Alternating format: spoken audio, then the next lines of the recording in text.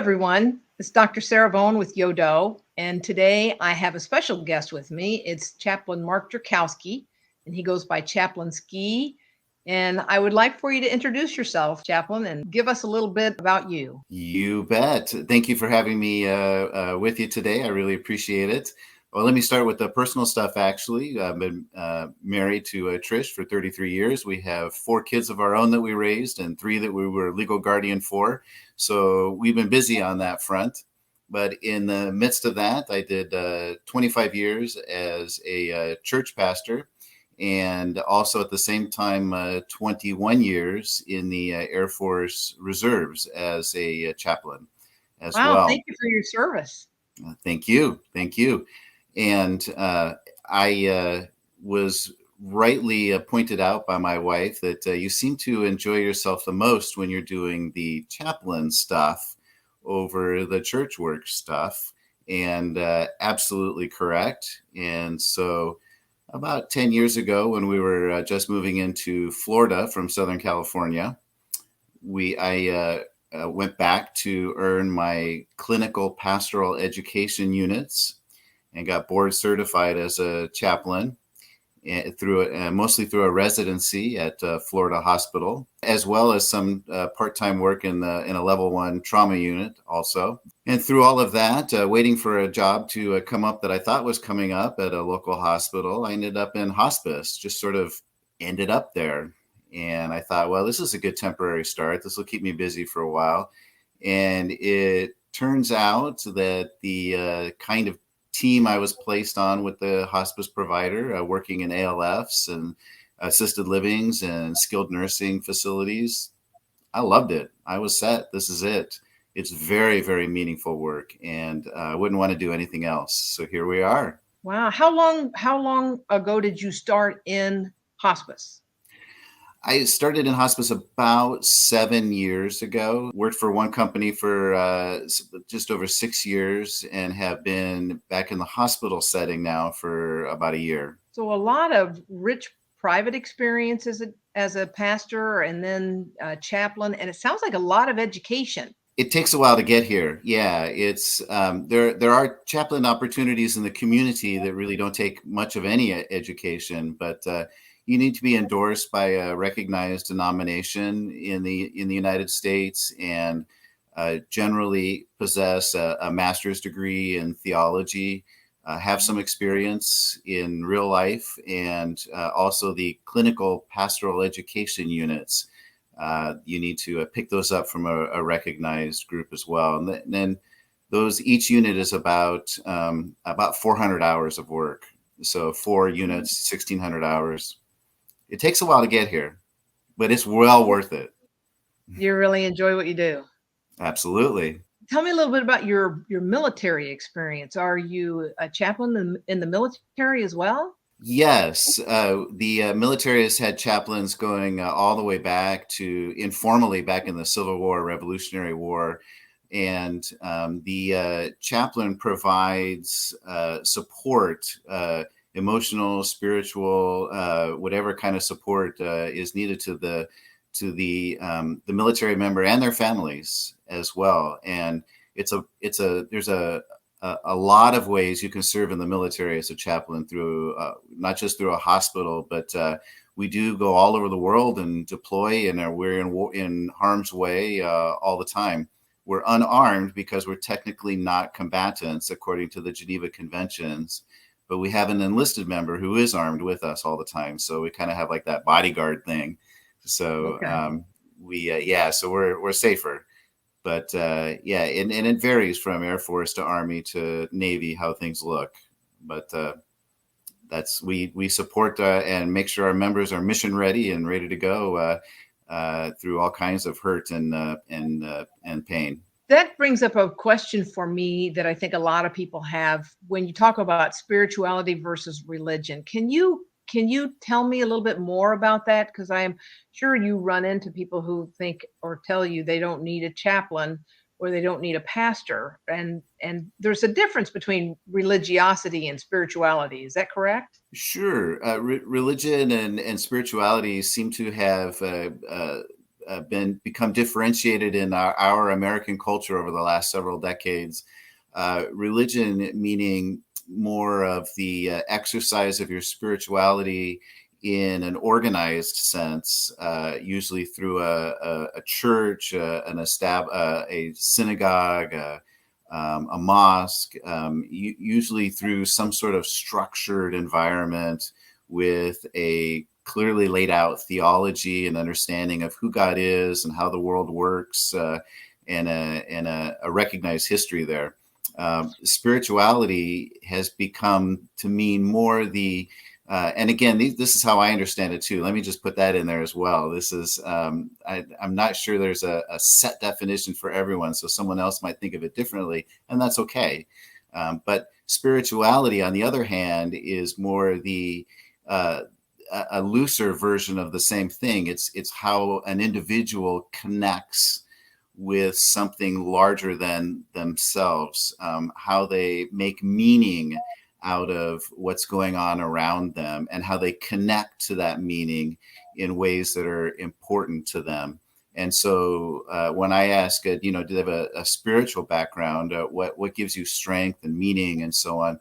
A lot of people may say, my family, my taking care of my wife and children, my husband and children are the most important things to me. And that's what gives me meaning.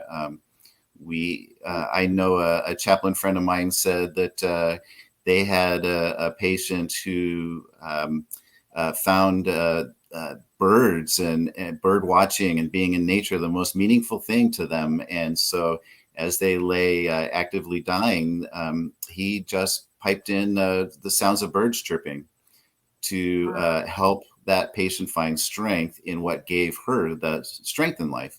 So spirituality can be just about anything. I know a lot of people joke they connect with God on the golf course, and we all know that's probably not true, but it may be true for quite a few people. That's because spirituality is very individual.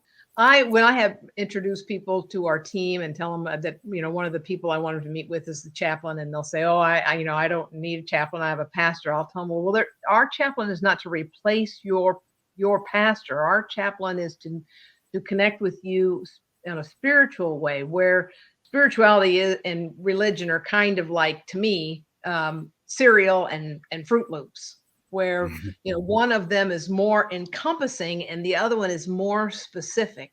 And so I really have high regard for the responsibilities that the chaplain carries, helping our patients. Yeah, and we say the same in the military that we say in hospice or healthcare chaplaincy too, and most other chaplaincies as well. Our job is not to change the person. We're not going to beat them over the head with a Bible or anything like that. Like the assumption is in many cases that we're here to make sure they're right before they die or something along those lines, whatever that right may be in their tradition. That's not our job. Our job is to find their strength and to work with their spiritual strength, whatever that may be. And whether we think it's, useful or not, doesn't matter, because it's not about my spiritual strength. It's about theirs. Mine's not going to do them any good unless they want to know about it. I'd be glad to tell them. And sometimes that happens, but most often not, because we're looking for their strength. You've mentioned patients dying a couple of different times. Can you tell me some different work environments that you've met with patients who are on hospice or accessing palliative medicine? Yeah, absolutely. When I first started, I was placed on a team that visited, like I said before, assisted living, skilled nursing. So I was always in facilities, most of the time memory care, which is there's not a lot of give and take in those conversations. It's a ministry of presence, we call that mostly. After that, my team was expanded to include people's homes. And so people who would go home to die at home, I was able to visit families in their setting, right in their living room, and also very meaningful as well. Now I'm in a different setting with the VA, where I work in both the hospital side of the work, the palliative side, and the hospice unit. So I can start with someone that's in the hospital and they're going through the discussions about what are we going to do next? What's our plan of care going to be? What are our options? And as those discussions are had, that often triggers, emotional and spiritual issues. And then if they do go with hospice and end up in our hospice facility, I also get to visit people in that facility as well who've already gone through that discussion, have decided to be on hospice for the remaining amount of their life. And I get to spend time with them and their families in that sort of residential setting as well. So you might see somebody in the current work environment at the hospital first, and then you'll get the continuity to follow them over at your hospice unit. Yeah, and that's really unique too, because the staffing doesn't allow most people in social work, on the medical side, doctors, nurses, CNAs. They usually stick to one or the other side, and the chaplain is pretty much in my current setting the only one who gets to start with a family on the hospital side and walk with them all the way over to the hospice side and all the way through to the end of their life. And so it's very meaningful. I really enjoy being able to do that and walk with the family through those times. So your initial assessment that you take is probably pretty important. Can you tell me a little bit about the assessments that you take and how you evaluate people? Yeah, absolutely. The spiritual assessment is what we call the initial visit, and give or take the initial visit.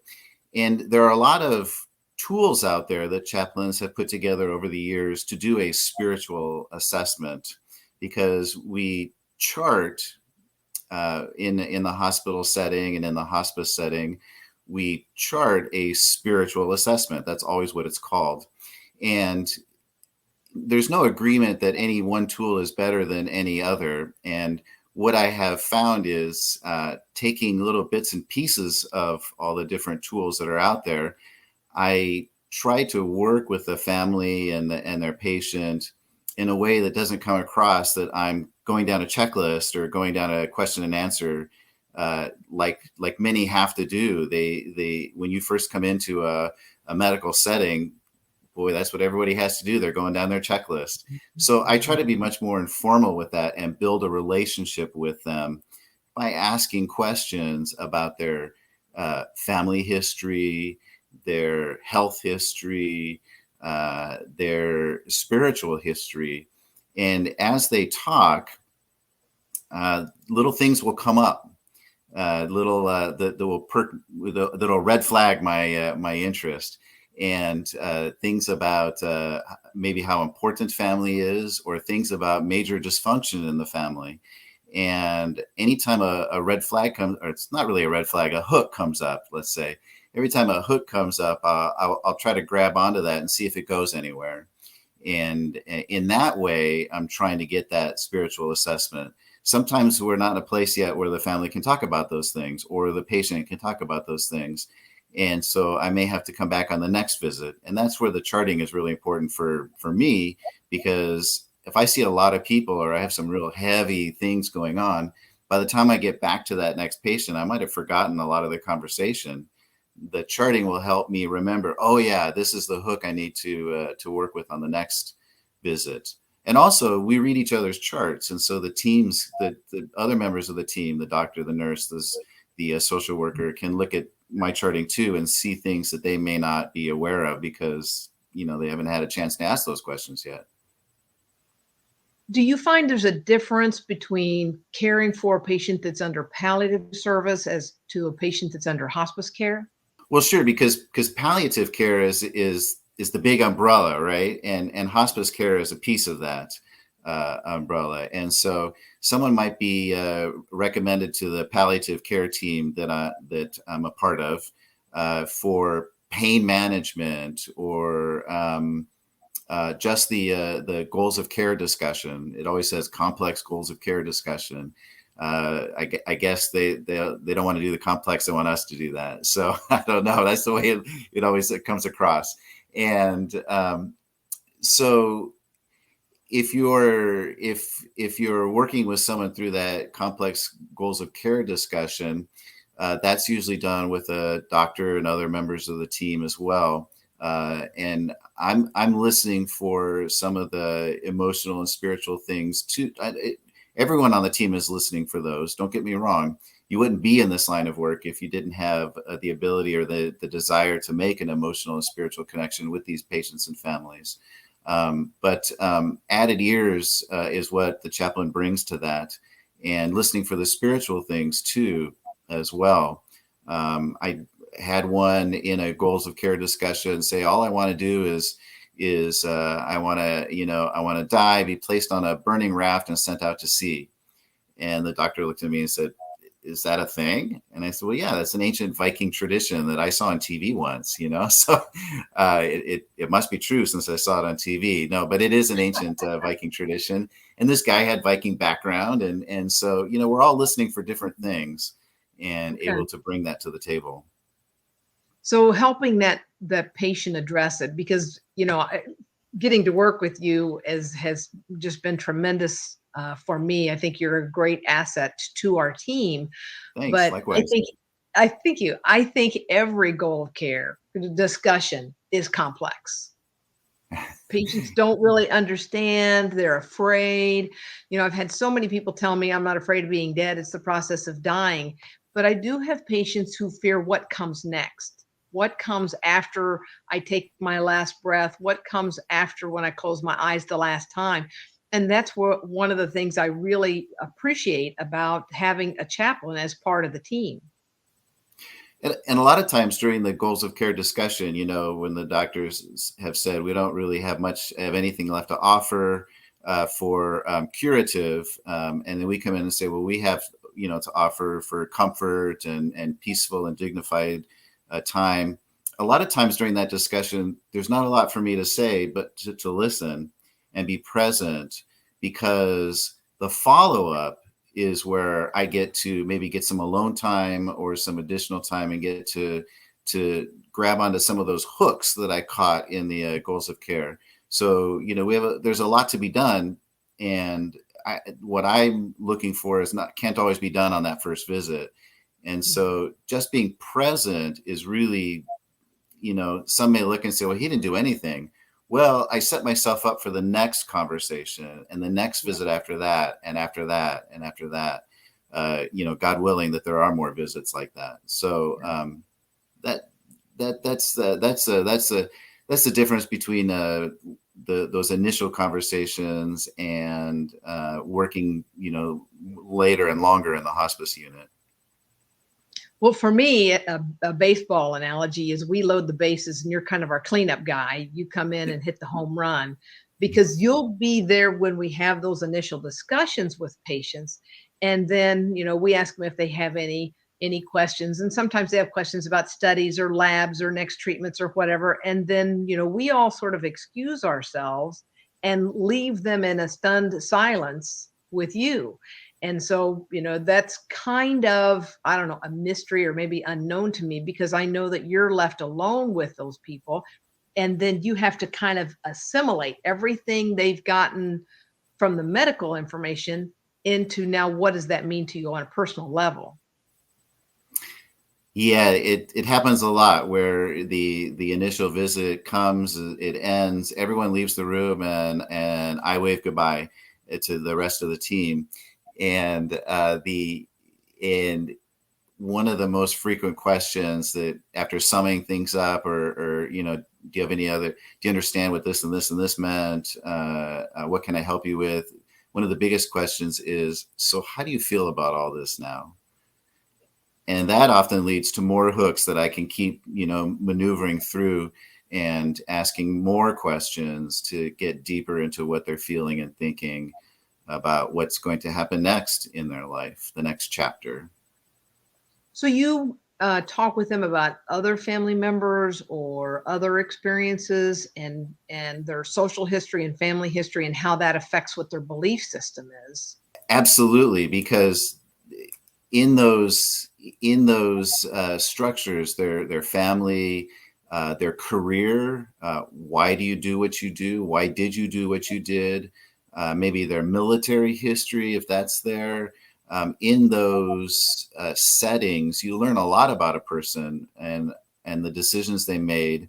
You learn a lot about what's important to them, and maybe you don't. You just never know until you start asking, and you'll find or stumble upon something that's very important to them by just taking the time to be with them and let them talk and answer a lot of questions. And I do very, very little talking in the hospital room, and that's why this is unusual, because now I'm talking. So I do as little talking as I can in the patient's presence. Let them talk. And so you do a lot of listening. Mm-hmm. Do you have patients that ask for prayer, or patients that are reluctant to have prayer? I do, absolutely. And so I'm always for a lot of people, prayer is a good way to end. And you can kind of tell that the meeting's over when you pray. It just seems like a natural ending. And so as things are kind of wrapping up, or I can tell they're dozing off, or the medication's kicking in, or I just need to go, I'll ask, would you like me to pray for you? Or are you okay if I don't? Or are you just good to go? Or something along those lines, whatever happens to fit the person. And a lot of times people will say, no, I'm okay, you're good. And I'll say, then if it's okay, can I keep you in my prayers? And they'll always say yes. And if they look at me funny, I'll say something like, well, I've never hurt anybody yet by praying for them. So some people will want it and some won't. And that's okay, because it's according to their strengths and their traditions and what's meaningful to them, not me. And one of the things, because I have been able to be present during some of those ending prayers when we round together, that I've noticed is a difference is the chaplains that I work with in palliative and hospice care don't necessarily pray for healing and resolution, because they realize that the physician team, we do have limitations, and what we have access to, people are mortal, and sometimes we cannot reverse a process. Can you talk for a minute about how the prayer might be different for somebody when you were in the private sector as a pastor, to how you might, word those prayers as a chaplain? Yeah, and you mentioned the word healing, and of course, if in palliative care, if you're just working with pain management, and not all pain is physical, a lot of pain is emotional and spiritual, and that's why you have a chaplain and a social worker on a team who are looking for those things.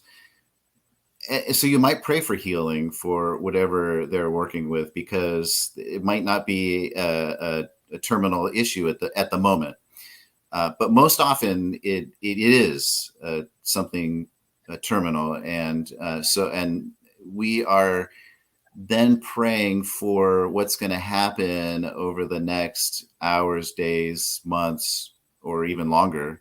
And what we're praying for is for their peace. I use the word peace probably too much, I don't know. Praying for their peace, and in a sense, I don't use the word often, but for their dignity, that this will be a peaceful and dignified time for them. That this will be the last chapter that they want, that it will be done in the way that they want it to be done, that it will occur as they have always thought it should occur. And so we'll be praying for those kind of things, not necessarily for healing, but that this is a time of peace and a time of hope, because they'll be survived by their family and friends and so on. And we are praying for them too, that they will walk through this and come out, if possible, even better on the other side of this experience, that this will be an experience of growth and hope and strength for them. So maybe not medical healing, but certainly healing possibly of old mental wounds or old relationships that maybe need to be healed. And I think that's I mean, when I hear you pray with these families or pray for these patients, that's been really important for me as a learning tool to hear how that's done, because so many people feel like, they're going to get a miracle, and you address that very well, and I really like that about how you address these patients about what their requests are. Thanks. I appreciate that. That it gets sticky sometimes, praying for the miracle. Everyone in the family is praying for a miracle of sudden healing, and and then it comes time for me to pray. And if I can, I'll try to reframe things for the family that God does what it's usually a family with a Christian or some similar background like that. And I'll try to reframe that God can do whatever he wants. He does do miracles. He has, and he still does. And a miracle is an event that goes against natural law, the natural, whatever would naturally occur. God can do that. Or the miracle in this case could be, the person's place in heaven, or whatever afterlife we're looking at in this family. The miracle could be that person has a place there, and that you will be reunited with them at the appropriate time. So it's trying to reframe things is often what you need to do to lead to a peaceful and dignified time, instead of a time of panic and anxiousness and arguing and old wounds being gouged open and those kind of things. We're looking to work through that and come out better on the other side again. You provide a lot of reassurance and encourage them for periods of reflection, and it seems like you give them a lot of insight rather than just looking right here, but a lot of insight to see further down the road about their path. Do you find there's a difference in treating veterans than there is in the civilian population? I've been working exclusively with veterans probably for about a year, and so I'm still answering that question myself. One of the things that I hear often said, and I think I'm coming to agree with that, is that veterans are tough people by nature, because to sign up for that kind of work to start with is unique to begin with, let alone all the experiences you went through as a military member. And so veterans seem to last longer than the average with whatever their disease process is. Veterans seem to fight a little longer, I guess is the word. And what that often does is it gives the family and the veteran more time to process what's going on and to talk it through and work through the issues that come up and are bothering them. So that's a good thing. And with the doctor by your side, managing the pain and all that come with the dying process, that time can be very, very helpful and useful and peaceful for the family and the veteran. So busting myths, when you talk about people understand that you're going to, pray for them or convert them, that's not part of what you do. No, as we mentioned earlier, I'm not coming in with a Bible to beat them over the head with it. And I often, not often, but sometimes have family members ask, please make sure my grandfather is converted before you go home today. And that's not exactly what we do. We're there to support them and their strengths. And that may or may not be the religion of another family member's choice, but that's what we are there for. We're not there to convert them to my religion or anyone else's, but to support them in their dying process. I think another myth too is that we're looking for a tip, a financial gain of some sort, and that just goes with the old clergy fields myths. That it's all about money. I know I had to do bereavement calls within a certain number of days after one of my patients died, and I always waited the maximum number of days to do that because I did not want to look like I was fishing for a funeral to do, because, you know, you almost always get an honorarium for doing a funeral. And if a family did ask me, you know, my company's policy was strict. You do not accept any money for a funeral because we pay you fine. So, and that's still and I loved working that way, because it's not about that. It's about taking care of the family and taking care of the patient at their time of need, according to their strengths, not mine. Okay. What their needs and their strengths are. Absolutely. Well, thanks so much for joining us today. I sure hope we get to do another interview, because I've still got a lot more questions, but I think in the interest of time, we'll go ahead and close today. And thanks for joining me. I appreciate it very much. Thank you, Chaplain Skee. Thank you very much for having me. I appreciate it.